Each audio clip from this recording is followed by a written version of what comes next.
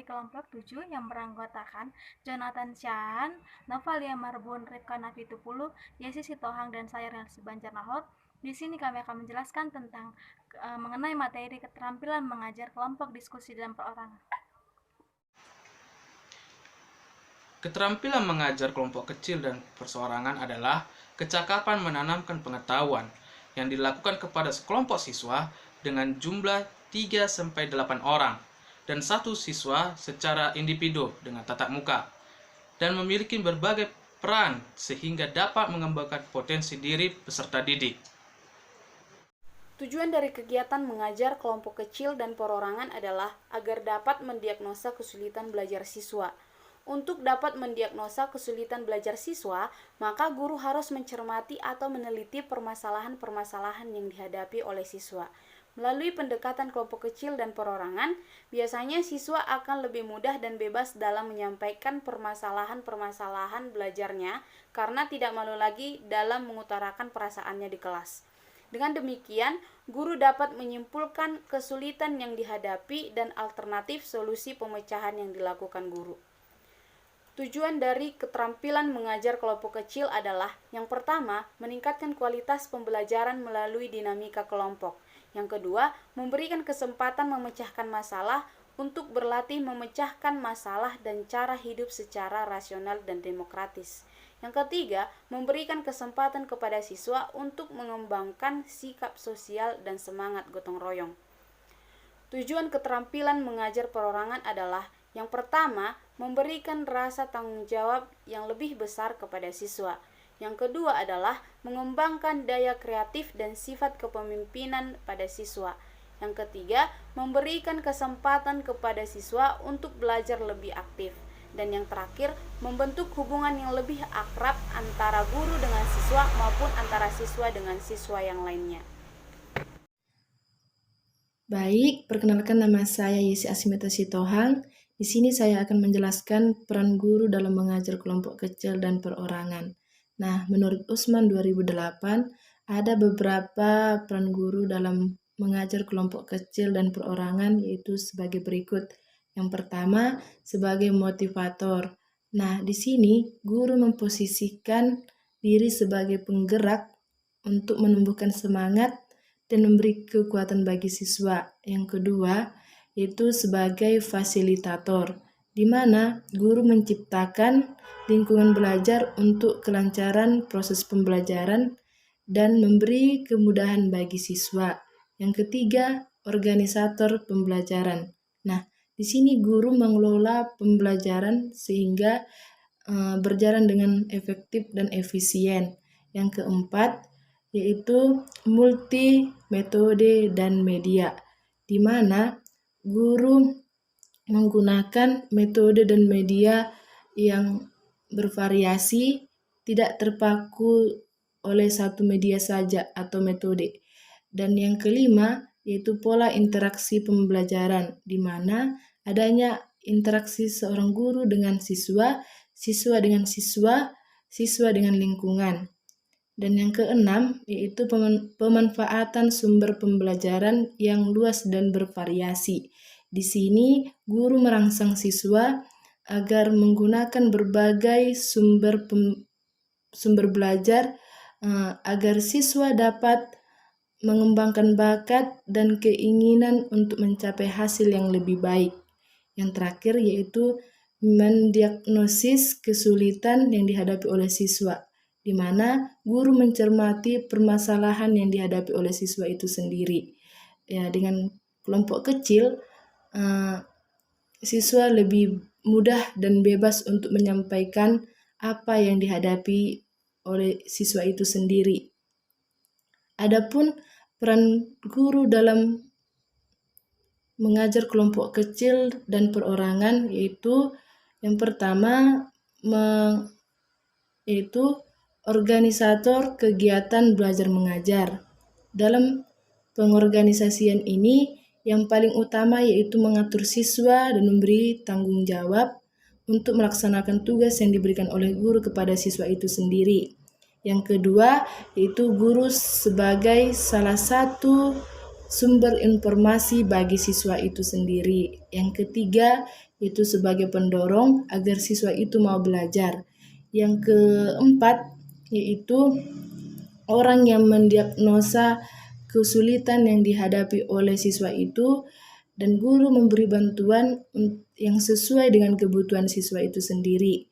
Yang kelima, yaitu sebagai penyedia materi dan kesempatan bagi siswa itu sendiri. Dan yang terakhir, peserta kegiatan memiliki hak dan kewajiban yang sama, dalam arti guru dapat menyumbangkan pendapat untuk memecahkan atau mencari kesepakatan bersama. Baiklah, di sini saya akan melanjutkan materi tentang karakteristik mengajar kelompok kecil dan perorangan. Yang pertama itu mempunyai keanggotaan yang jelas, yang kedua adanya kesadaran kelompok, yang ketiga mempunyai tujuan yang sama, yang keempat saling bergantung dalam memenuhi kebutuhan, yang kelima ada interaksi dalam dan komunikasi antara anggota, yang keenam ada tindakan bersama. Baiklah, saya Rifka Bitupulu akan melanjutkan menjelaskan tentang keterampilan mengajar dalam kelompok perseorangan atau kelompok kecil. Ada 4 komponen keterampilan yang harus dimiliki guru untuk pengajaran kelompok kecil dan perorangan. Keempat keterampilan tersebut adalah mengadakan pendekatan secara pribadi, mengorganisasikan atau membimbing, dan memudahkan belajar, serta merencanakan dan melaksanakan kegiatan belajar mengajar.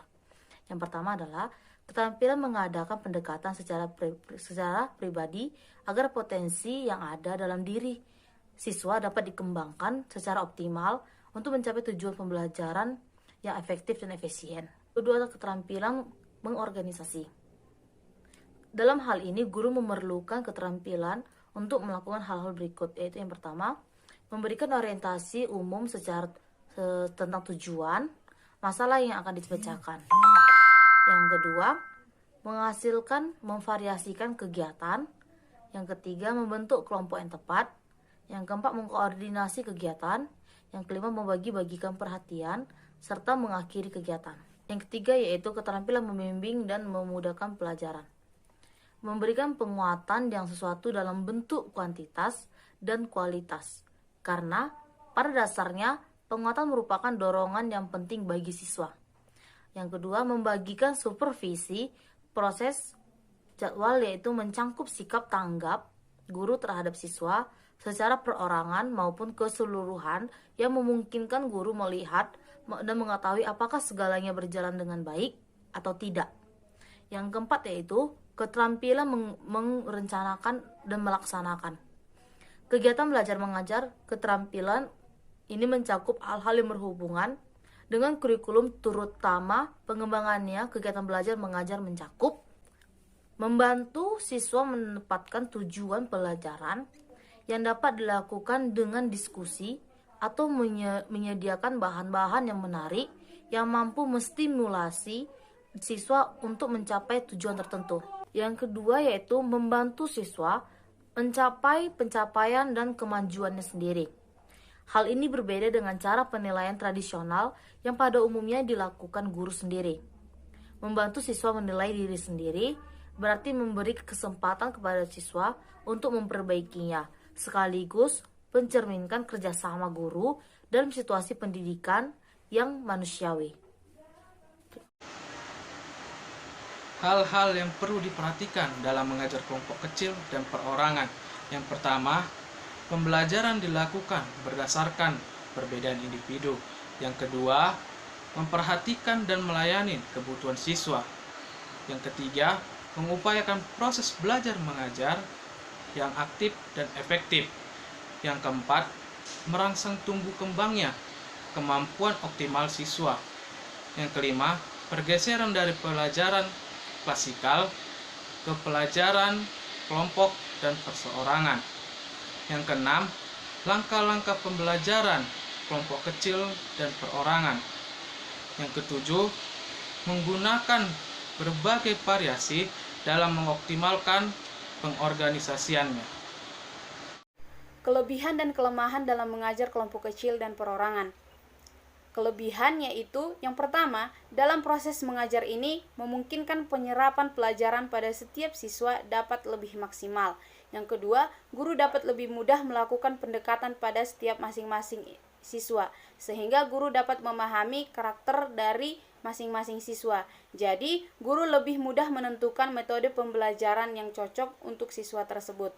Kelemahannya yaitu, yang pertama, pengembangan informasi kurang luas karena keterbatasan siswa. Yang kedua, kurangnya motivasi siswa dalam bersaing karena variasi karakter siswa yang terbatas. Yang ketiga, kurangnya jiwa sosial pada siswa. Selamat pagi semuanya.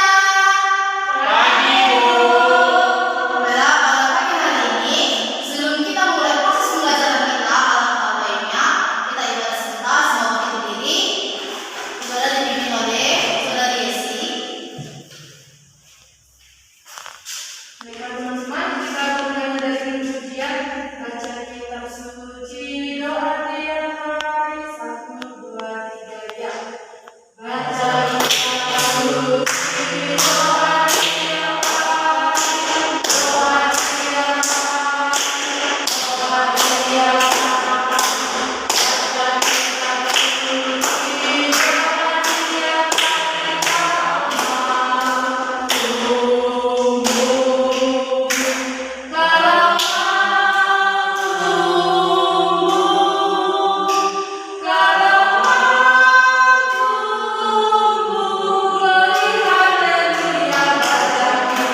suci, doa tiap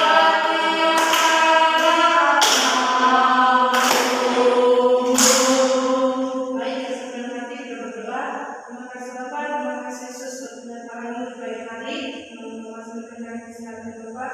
Ya Bapak, saat sebentar kami akan memulai proses pembelajaran kami, memberkati dari awal hingga akhir kami Bapak, memberikan keluarga kami kejutaan dan kebersamaan dan kesabaran untuk mendidik anak-anaknya. Terima kasih Bapak, terima kasih Yesus, amin. Baik, terima kasih Saudari Yesi. Baiklah, pada pagi hari pembelajaran kita adalah tentang ibadah. Nah, sebelum mulai pembelajarannya, kami ingin bertanya kepada kalian semua, apakah ada yang belum pernah ibadah? Kita semua berada di ibadah ya. Kami semua tanya, apa sih itu ibadah? Ada bisa jawab? Ya, silakan. Menurut saya, ibadah itu adalah suatu kegiatan untuk memuji nama Tuhan. Nah, jika ada yang buat kita, baiklah, kita akan baca firman Tuhan dari Yohanes 15 ayat 1 sampai 8. Nah, nanti ayat 1 sampai 4 dibacakan oleh Saudari Nova, ayat 5 sampai 8 dibacakan oleh Saudara Jonathan. Oke? Baiklah, Yohanes 15 ayat 1 sampai 4. Akulah pohon anggur yang benar dan berbuah bersamaannya. Setiap ranting padaku yang tidak berbuah dipotongnya, dan setiap ranting yang berbuah dibesarkannya, supaya ia lebih banyak berbuah. Kamu memang sudah bersih karena firman yang telah kukatakan kepadamu. Tinggallah di dalam aku dan aku di dalam kamu. Sama seperti ranting tidak dapat berbuah dari dirinya sendiri kalau ia tidak tinggal pada pokok anggur. Demikian juga kamu tidak berbuah jikalau kamu tidak tinggal di dalam aku. Ayat 5, akulah pokok anggur dan kamu adalah rantingnya. Barang siapa tinggal dalam aku dan aku di dalam dia, ia berbuah banyak, sebab di luar aku kamu tidak dapat berbuat apa-apa. Barang siapa tidak tinggal di dalam aku, ia akan dibuang keluar seperti ranting dan menjadi kering, kemudian dikumpulkan orang dan dicampakkan ke dalam api dan dibakar. Jikalau kamu tinggal di dalam aku dan firman-Ku tinggal di dalam kamu, mintalah apa saja yang kamu kehendaki, dan kamu akan menerimanya. Dalam hal ini lah Bapa-Ku dimuliakan, yaitu jika kamu berbuah banyak, dan dengan demikian kamu adalah murid-murid-Ku. Baik, terima kasih. Nah, dalam ayat Yohanes 15 ayat 1 sampai 8 tadi, ada 3 hal yang dijelaskan tentang firman Tuhan, yaitu yang pertama, hubungan manusia dengan Allah seperti pohon anggur dengan ranting-rantingnya. Yang kedua, hidup yang berbuah di dalam Tuhan, berarti setia dan sungguh-sungguh bersedia membaca Alkitab. Yang ketiga, jika kita tidak berbuah, maka seperti ranting pohon yang tadi itu dipotong, dicampakkan, lalu Dibuang. dibakar. Selain itu, nah yang ketiga tadi yang ketiga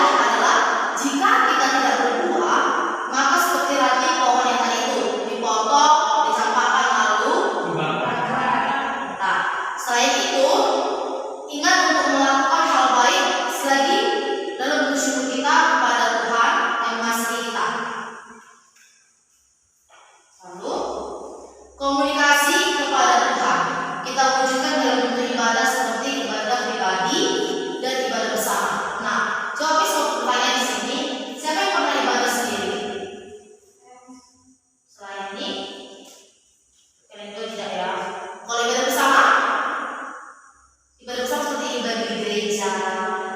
Ada tidak pernah gereja di sini? Saya kira ada yang tidak gereja. Ibadah pribadi adalah ibadah yang dilakukan oleh satu orang. Jadi, contohnya Nabi Daniel. Ada yang tahu Daniel? Daniel melakukan ibadah pribadi 3 kali sehari. Bentuk ibadah pribadi adalah saat teduh, doa, dan puasa pribadi. Udah pernah kalian lakukan? Nanti kita lakukan ya. Nah, ibadah yang dilakukan lebih dari satu orang adalah ibadah.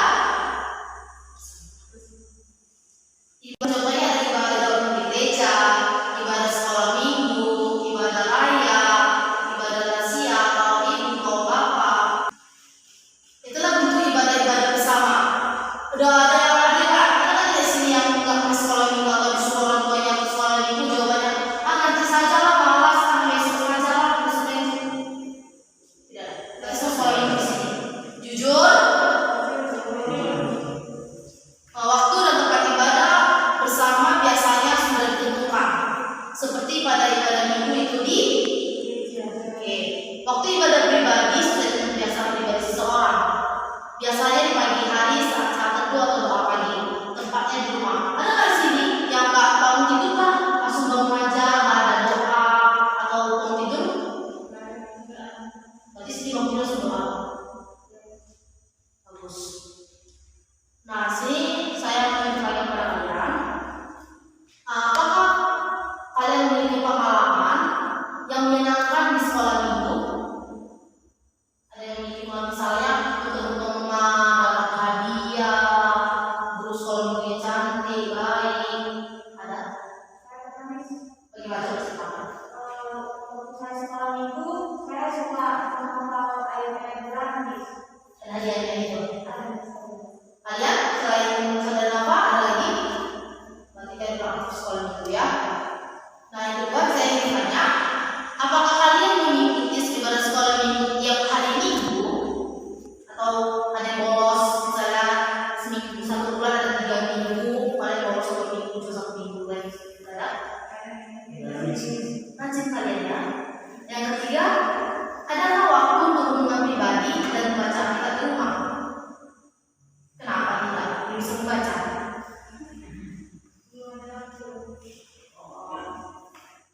Dan yang keempat, seberapa pentingkah doa dan ibadah dalam beribadah? Coba saya tanya dong. Seberapa penting coba? Dari jawab. Saudara Yesi, tadi bimbing terus saudara Yesi saya lihat. Saya rasa itu sangat penting karena kita memiliki pengalaman pribadi. Apapun keputusan kita selalu berada Bagus, kalau terima kasih. menurut saya itu penting karena kalau kita berdoa